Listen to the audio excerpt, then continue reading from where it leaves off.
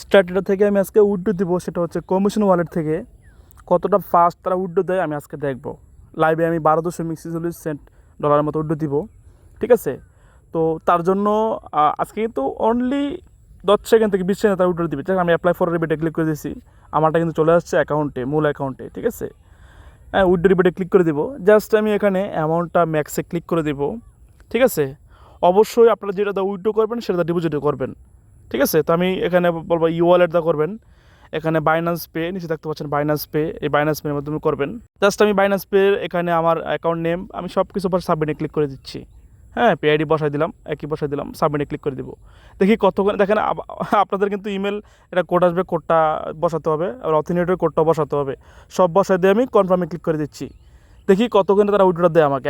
এখন কিন্তু আপনার বাজে আপনার 55, দেখেন অলরেডি 56, কিন্তু অনলি 10 সেকেন্ডে উইথড্র কমপ্লিট, অনলি 10 সেকেন্ড। ওকে।